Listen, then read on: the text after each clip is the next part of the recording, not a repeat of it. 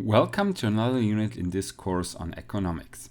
This time I'm going to introduce the idea of a circular flow diagram, which basically goes back a few hundred years to a French, physician slash part-time economist, who had the idea that the economy works similar to a human body.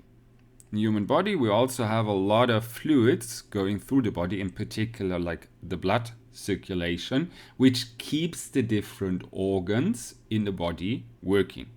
So it's pretty, not obvious, but it's pretty close in thinking that an economy should work in the same fashion. That we have like money as analogous to the blood, and we have certain actors, institutions in our economy as an analogon to the organs. Well, if we follow this idea, we get what we call here the circular flow approach or the circular flow diagram. And let's start not with money as a motivated, but with real good trading, and with the first main actors in our economy, which are the households on the one hand, the households which work for the firms. So the firms are the second type of actor. Well, as I said, the households are working for the firms. The firms are producing specific goods. So in this very easy, very first approach, we assume that the households supply the firms with factor inputs, which is basically nothing else than saying they supply them with their work.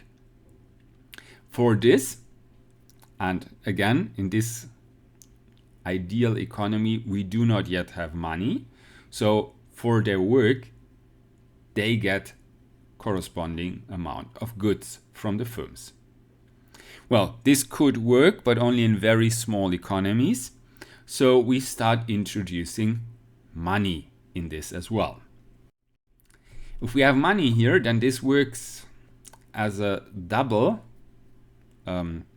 flow diagram, because first off, the households work for the firms. They deliver them with their factor inputs, with their work. For this, they are paid a factor income by the firms. They use the factor income to go buy stuff, to consume goods with the firms. So the firms supply them with the consumption goods for their monetary payments. As only the factor inputs and the consumption goods are actually goods considered in the circular flow diagram, we exclude them from a further expansion of our model, and we focus solely on the normal lines here, which in this case represent monetary flows. So here we keep the consumption expenditures and the factor income, and then we think what would be a good additional expansion of this model. Well, in this situation, we assume that the households consume all of their income. Can happen, but would make sense if we allow for the households to also save part of their money, and for the firms to also be able, for example, to put aside some of their earnings. Also, if we introduce some kind of sub-actor which is responsible for these monetary savings, we could also do the opposite thing and consider that this actor can also provide additional money to households or firms. So we could allow for credits as well. This factor we call the formation of wealth pole, or the formation of wealth actor. Here in this model, and in usually most approaches to a circular flow diagrams, we assume that the households are only saving, so they're not taking up credits. But we could assume that credit taking happens by households as well, then there would be an additional arrow going from the formation of wealth, or in some cases also called financial markets, from this pole to the households. With the firms, we have one arrow pointing to the formation of wealth, which is also savings, but consists as well of the depreciations of the firm. And we allow for the firms to take up credits, here in this context on the financial markets, which they use for investments. That's why this arrow is not called credits, but is called gross investments. So in this case, we assume the firms use all their credits for investment purposes. Well, at this point, we have households, we have the demand side, the supply side, we have a monetary pool, we have like a money market or capital market, we have financial markets. Now we can consider the third or fourth main actor in any economy, the one who impacts usually the market. That would be the government. And the government is also linked to all three already existing poles. It's linked to the households, on the one hand via taxes, which the households pay to the government, but on the other hand, by either paying transfer income, which could also include social security payments and so forth, or even factor income to households. If, for example, someone is working for the government, then he gets factor income from the government. In the same line of argumentation, there are also flows happening between firms and governments, also firms paying taxes, and they might get subsidies from the government, or with government expenditure, the government buys goods from the firms, which here is called public consumption.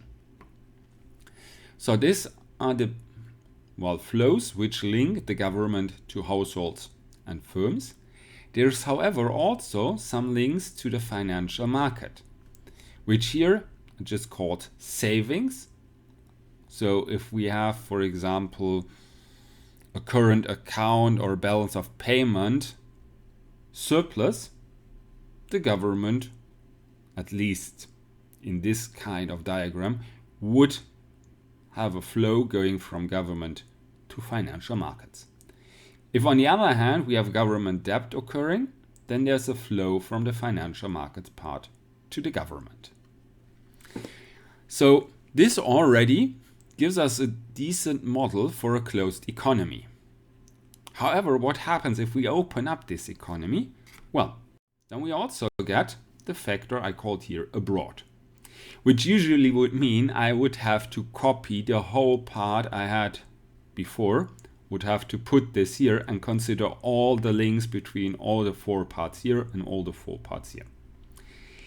I'm simplifying this a little bit in the course of this session by simply taking a look at some specific types of links.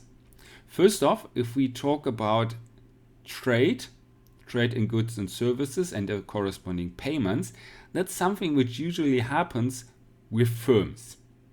The firms actually export or import goods. So here, that's why I'm putting the arrows with export and imports from the firms. If we talk about the government, well, government can also have foreign debt, which here I summarize with the current account balance. We could also, with the foreign lending and debt. The current account balance could also mean or include money flowing from domestic financial markets abroad. Could, for example, include investments. Could also include different views on exports and imports. Here we have exports and imports from the firm perspective, but also households might be able to export and import. well, this would be the link here, which I haven't yet mentioned because it's much less developed than this part. But as I said, this link, for example, could be capital flows abroad or from abroad into our domestic economy. And well, that's then all there is which we can discuss in the context of the classical circular flow approach. So this concludes this session, and I say goodbye. See you next time.